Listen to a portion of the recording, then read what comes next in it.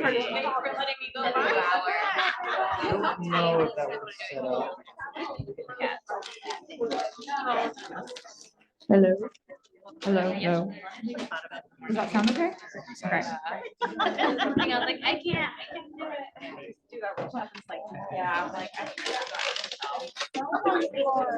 yeah, it's funny. Yeah, I did too. This is a good stepping stone to Okay. Hello. Hi, everyone.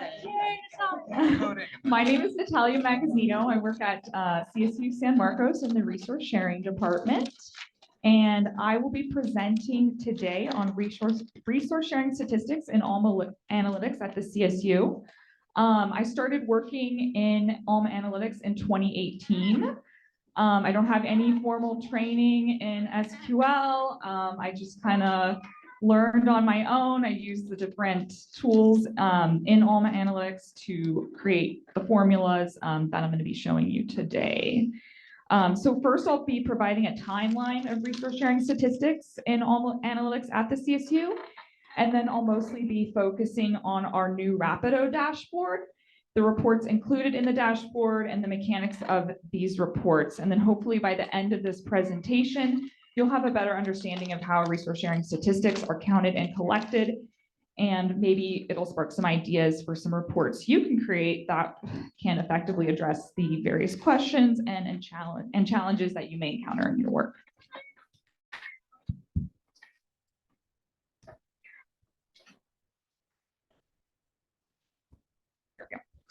Okay, so first I'm providing a timeline here of resource sharing analytics at the CSU.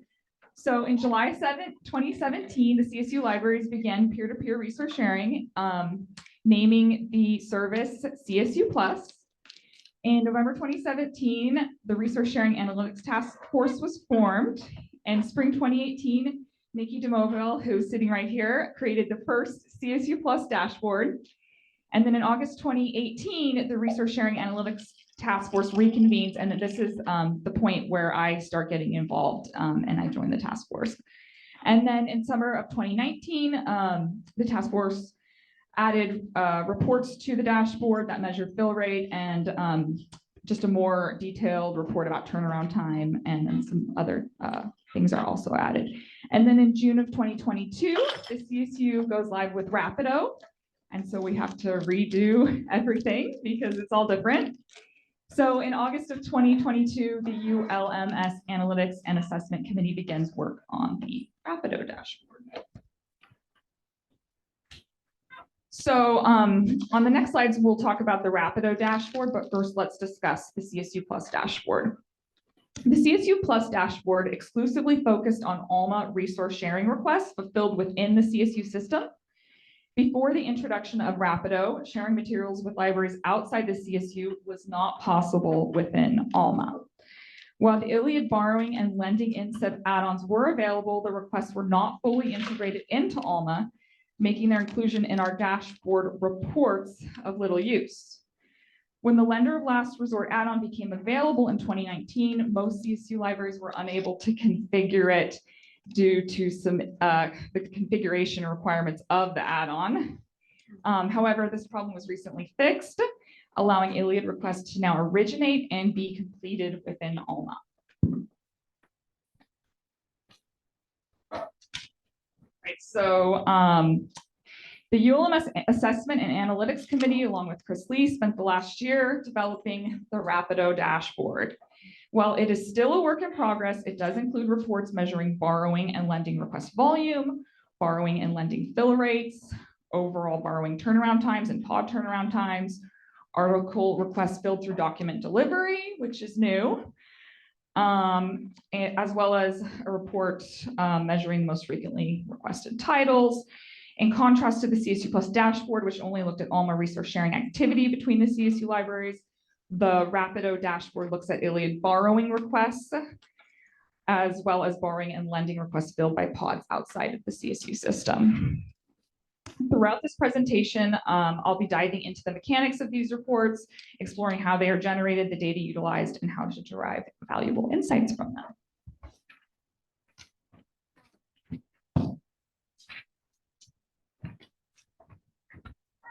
So first I'll be discussing our fill rate reports. Fill rate can be defined as the number of requests filled as a percentage of the number of requests submitted. So why measure fill rate? Fill rate serves as a valuable indicator of whether resource sharing systems and programs are functioning effectively. By measuring the proportion of successful requests, we can gauge if the system is meeting its intended purpose of facilitating seamless sharing of resources. Additionally, fill rates provide valuable insights into potential areas for improvement. For instance, by analyzing fill rates, we can assess whether configurations within the system need to be adjusted or tightened to enhance performance.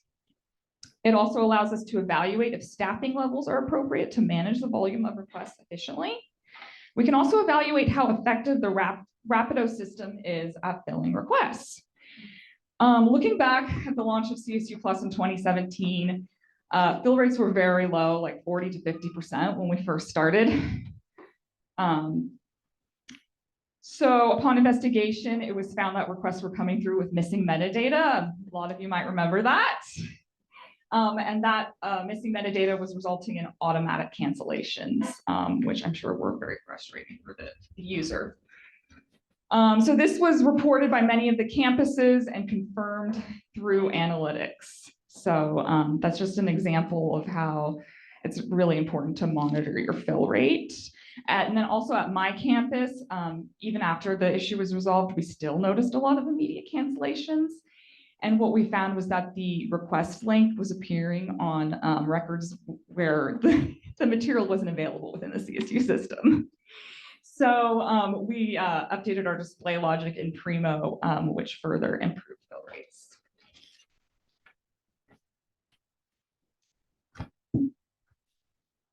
Okay, so here's some screenshots of from the dashboard, the Rapido dashboard. These are Sacramento's borrowing fill rates. Books are on the left and articles on the right. The dashboard includes a drop-down menu allowing the user to switch to see different campuses' data.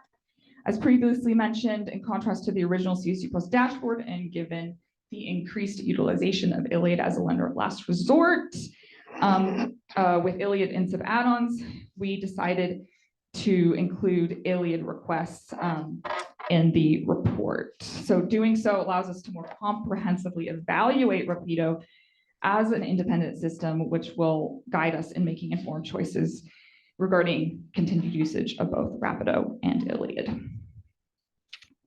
So when Rapido is capable of the same fill rates as Iliad, it will make sense to drop Iliad. And you can see that I think that's the 87% fill rate that Megan was referring to yesterday.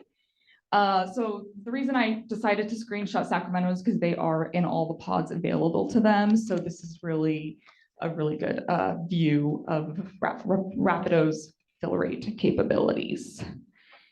And as you can see, lending fill rate or article fill rates are very high. And that's because of the Rapido ILL infrastructure that is used to fill requests. You don't have to be an Alma library to fill article requests. You just have to be a Rapid ILL library, and Rapid ILL has always had great fill rates. So what we really need to work on is the loan fill rates.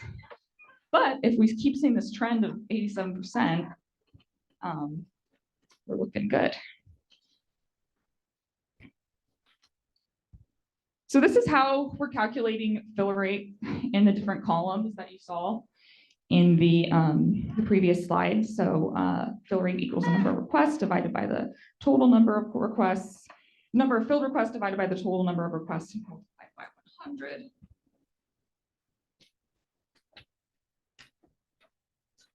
So I'm showing a screenshot of our borrowing fill rate filters.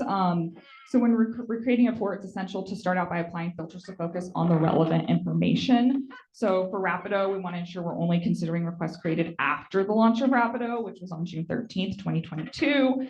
For loans, our focus is on physical requests, while for articles, we're interested in digital requests. Circuit is a resource sharing program that CSU utilizes, so those requests are filtered out from our analysis. And in contrast to the CSU Plus dashboard, we didn't include Iliad INSIP requests in our borrowing.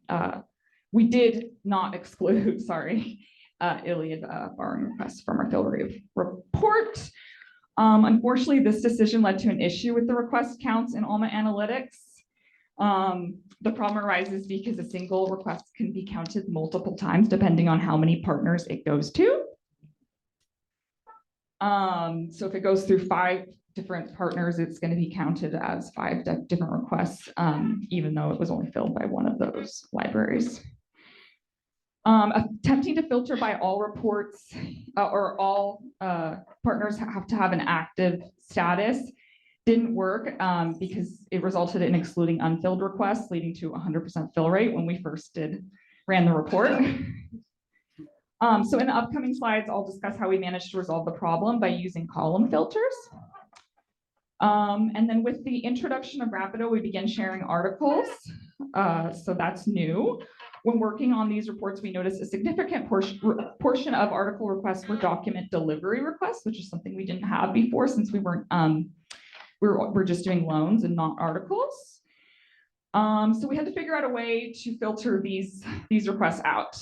And there is a fill locally measure in there, but it didn't work. It didn't include everything. So I don't know if that's because you have to click the fill locally button for it to count that way. Maybe there's another way to do it. But when you did filter out the requests that were not filled locally, you still had a bunch of requests that still had the lender as the borrowing institution as also the lender. So we found some really weird way to do it, but basically the lending institution names are in a different format. So we just filtered out the names of the campuses that were in the format, the identified format.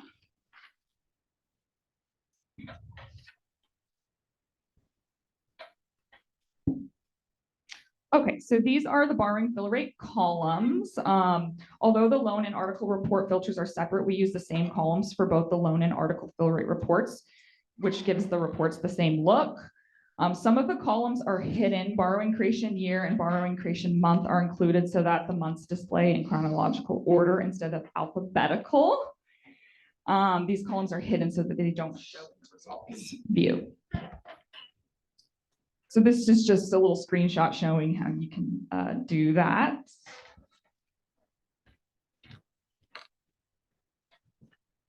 Basically, you would click on the cog and then sort and ascending, and you do that for both columns. And then this shows you how to hide the column. If you go to column properties, column format, you can click that little checkbox and hide the column so that it doesn't display in your results view. And there's different ways to do these things. I think you can also hide it from the results view. All right, and this is how you can look at the column formulas. You just click on the little cog and edit formula and then formula.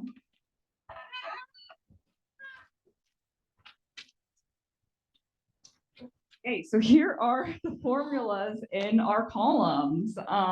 Looks kind of complicated, but if you break it down, you can kind of understand it. So for the borrowing column, we have institution name. We didn't make any edits to that column. Month and year, same thing. Borrowing creation date table, and the column is borrowing creation full month. We renamed it month and year because I don't know who would understand borrowing creation full month, what that means. And then total borrowing requests, we just used the number of requests column, which was already there, so we didn't have to make any changes. And then we had to figure out how to calculate the number of filled Rapido requests. And we decided to use the partner filter, but it's a little complicated because we filtered, everyone has a different partner, not everybody, but there's a lot of different partner names for the elite of last resort. So if you change your partner name, let us know, or just don't. Or just use one of the other names that are already in this formula. So as you can see, we're filtering for filter Rapido. We're saying it can't be, the partner names can't be any of these names. And these are all the different elite of lender of last resort partner names. And then, as I mentioned before, we had to figure out a way to, in the column formulas. So we said partner active status is equals active. So it's only counting the filled request in that column.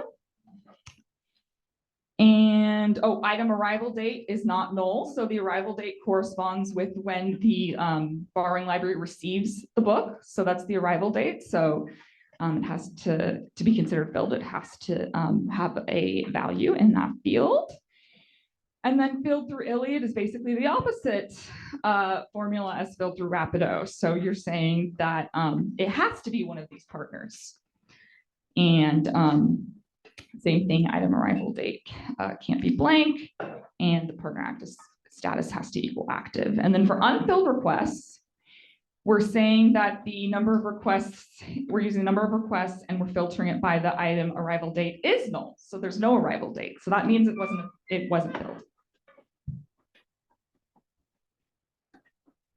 And here are the fill rate formulas. So it's basically the formulas that I showed a few slides before. You're just taking the total number of requests and dividing it, or you're taking the number of filled requests, dividing it by the total number of requests and multiplying by 100. And same thing with Rapido and unfilled. So that's how we're calculating the different percentages. And then we had to do some reformatting as well. So you can do that. You can go to column properties and then go to data format. We changed it to treat number as a percentage. We added 2 decimal places, and that's how we got the format. Otherwise, it just looked like a whole number. And then I showed this already, but just kind of wanted to show it again to show you what it all looks like. And we used basically copied the formatting that Nikki used in the CSU Plus dashboard. We want it to look the same. And I learned a lot just looking at all the formatting and like trying to copy what she did.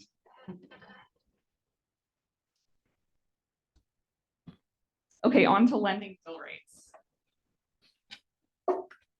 Since lending requests do not originate in Alma and are not processed in Alma, it was not possible to include Iliad fill rates in our lending report, which actually made this report a lot easier to create. Here are our filters. For the lending report, we simply filtered out requests created prior to the implementation of Rapido and specified that all requests in this report must be in a physical format. For articles like with the borrowing fill rate report, we needed to exclude document delivery requests. So those are excluded. And then we also excluded requests created before the implementation of Rapido and specified that requests in this report must be in a digital format for articles. And then here are the columns that we have in our fill rate report. In contrast to the borrowing fill rate reports, which were created in the borrowing request subject area, we use the corresponding columns located in the lending subject area. Like with borrowing, we use the same columns for both the article and loan lending fill rate reports. So these look a lot cleaner. They're very similar to the borrowing fill rate column formulas, but shorter since we didn't have to exclude or include Iliad requests from any of the columns. And we also didn't have to exclude non-active partner requests because you're filling it, you're the active partner. Instead of using arrival date to filter out unfilled requests, we use the item sent date, and this corresponds to when the lender ships the item.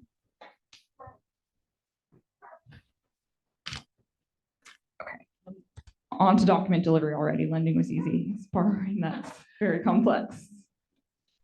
So I mentioned earlier when discussing the fill rate reports that we excluded document delivery from those reports. We still wanted to measure these requests. We decided on a separate report.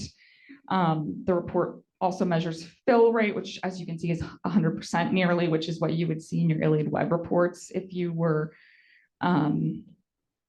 pulling those document delivery stats from there, if your workflow is to route to document delivery when you find out that you have it. So these requests do originate as borrowing requests, but then are filled as document delivery requests since they are requests for articles that are held locally. Some libraries will simply cancel these, but others will fill them to make it easier on the requesting patron. So as you can see, Sacramento does decide to fill these for their patrons. And then here are the filters for the document delivery report. We filtered out requests created before the implementation of Rapido and specified that requests in this report must be requests that were both submitted and filled by the borrower. This filter is essentially the opposite of what was included in the borrowing fill rate report.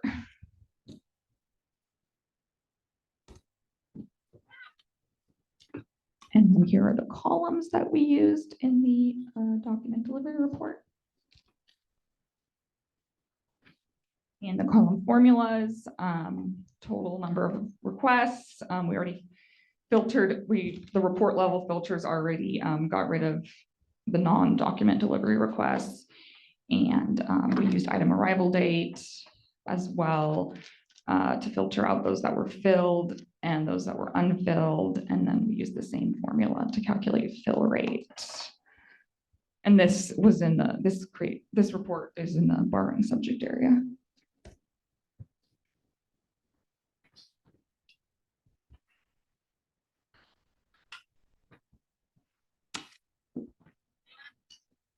So borrowing turnaround time.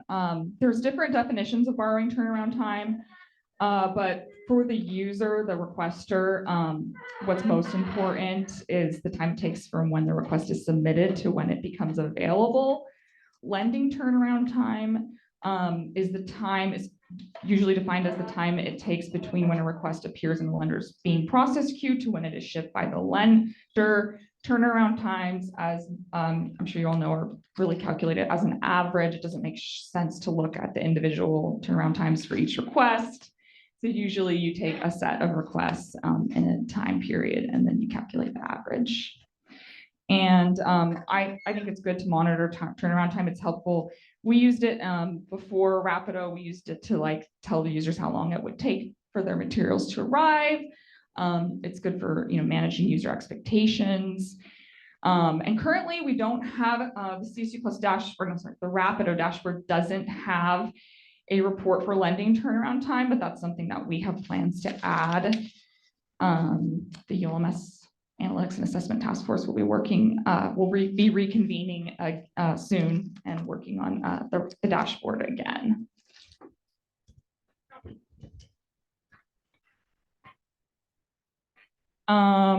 So this is our borrowing turnaround time report. So in contrast to the CSU Plus dashboard, we divided it up by pod. So you can see the different turnaround times for the pods. As you can see, some people are in some of the pods and some people are not in some of the pods. So I think it looks like just, Fullerton is in all the pods and Sacramento. So you can see how long it takes for the different pods. And something, this isn't too useful because it's all the requests since the implementation of Rapido, but we can, like we did with the CSU Plus dashboard, we'll probably divide it up by month so you can kind of see, the different turnaround times for each month. So like December usually has pretty long turnaround times since we all go out on vacation for the holiday. So we'll definitely be adding some more reports to the turnaround portion of the dashboard.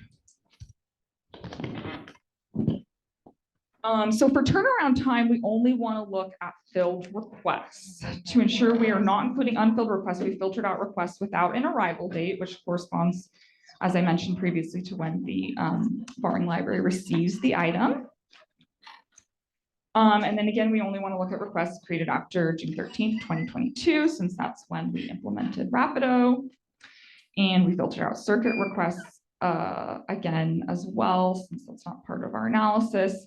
And then we added a filter to filter out anything with a blank pod name, and those would be the ILLIAD requests. If any of those did get in this report, the ILLIAD requests don't have a pod name, so that filters those out.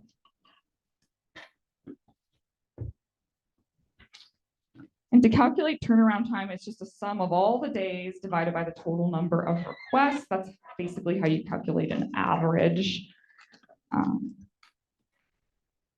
So here are our borrowing turnaround time columns.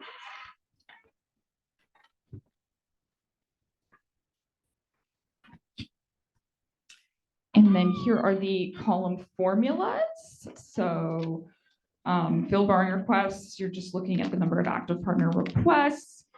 Then we have all the pods combined. Days of request to material arrival is the column that we're using there. And then as we get into the different pods, then we start filtering by the pod name. As you can see, we're days of request to material arrival for the Cal State University Network pod. We're just saying the pod name has to equal California State Network. And then we also have a SUNY pod. So for those, we say that the pod name has to be SUNY Western pod. And for US West, the pod name has to be US West, and so on, US pod, North America pod.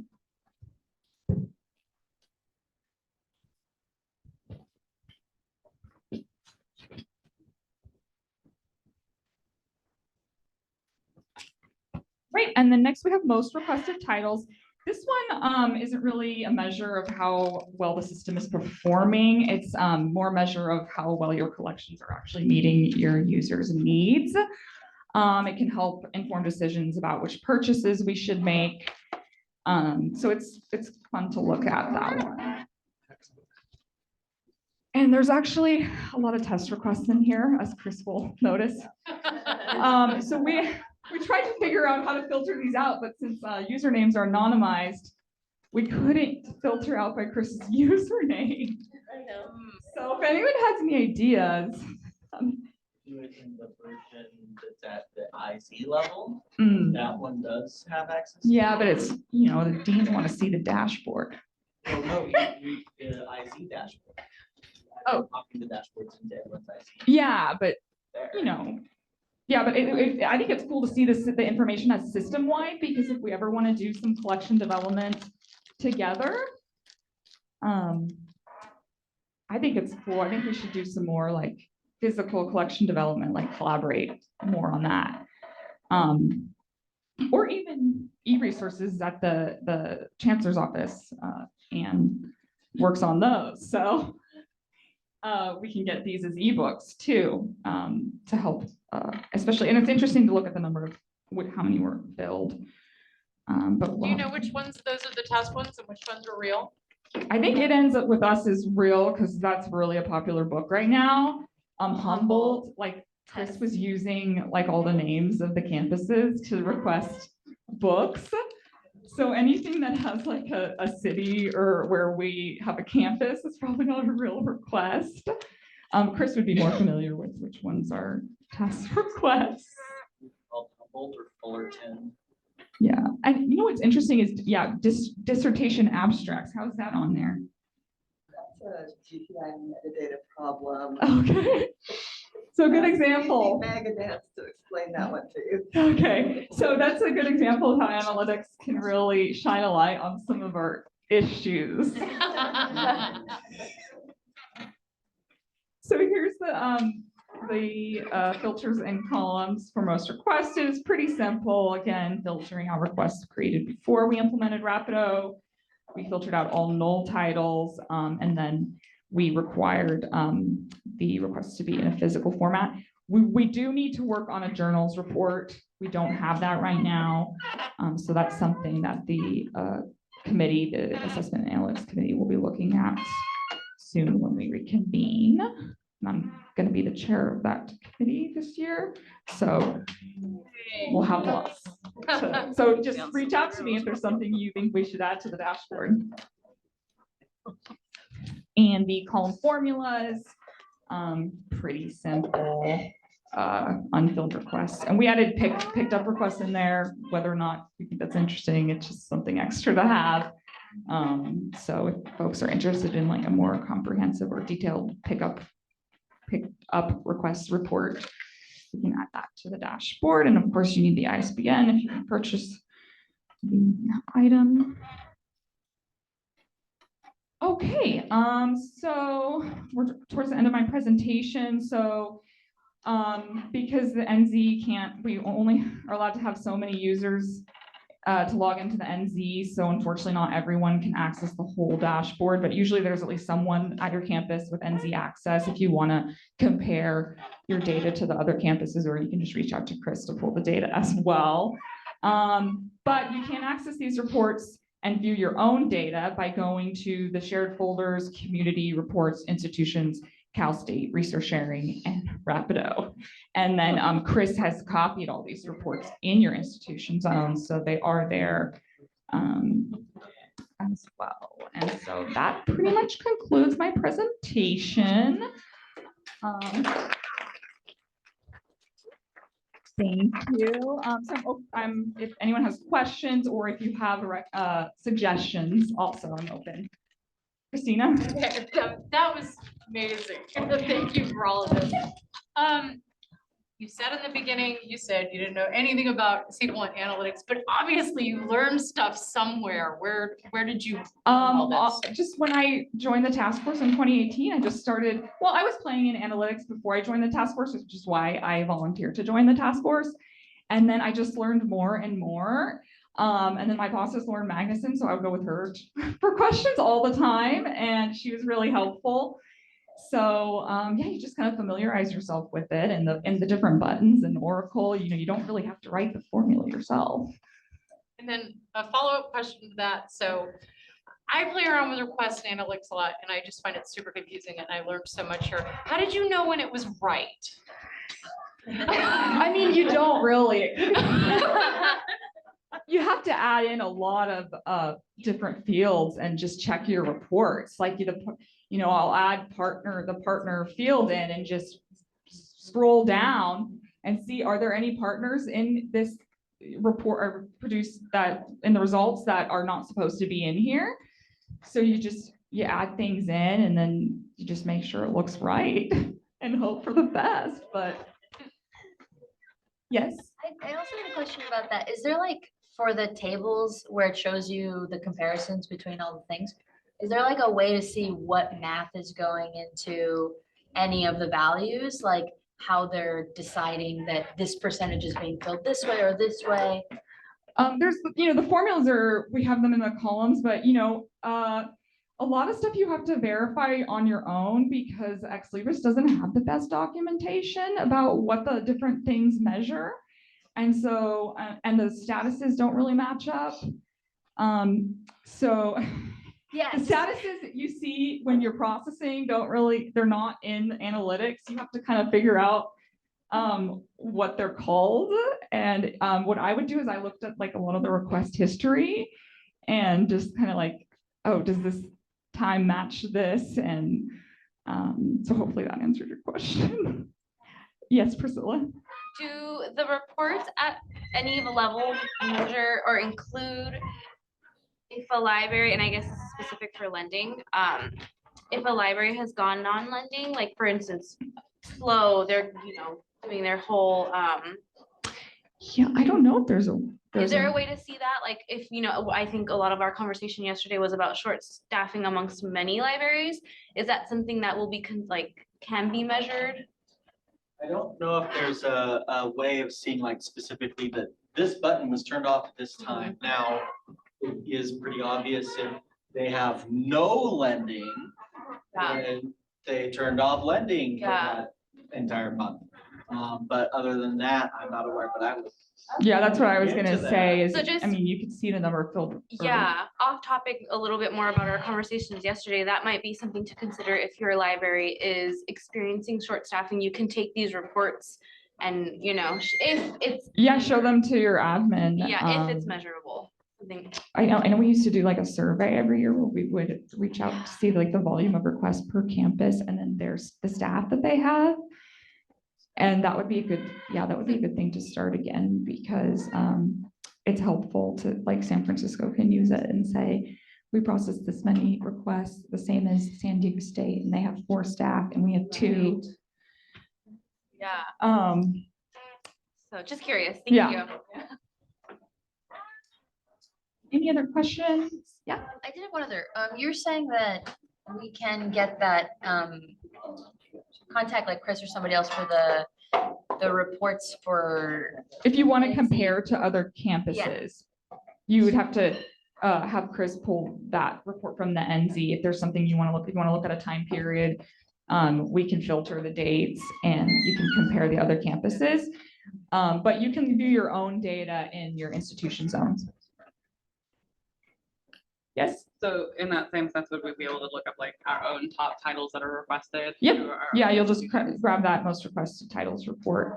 It should be in your, did you create dashboards for everyone, Chris, or just? Yes. Yeah.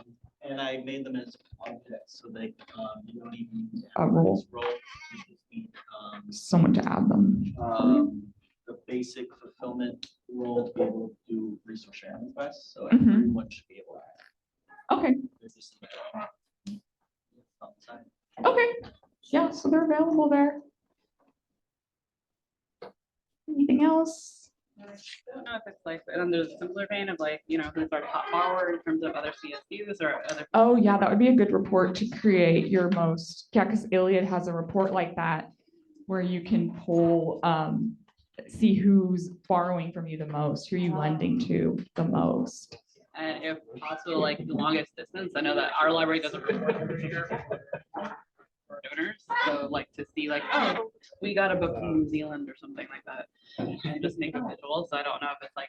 Yeah, I haven't looked at like pulling in other library information, like from libraries outside of the CSU, but there's a lot of measures in there, a lot of columns, and there's a lot of new stuff that I haven't even looked at. So there's a good chance that we can do a lot with those things.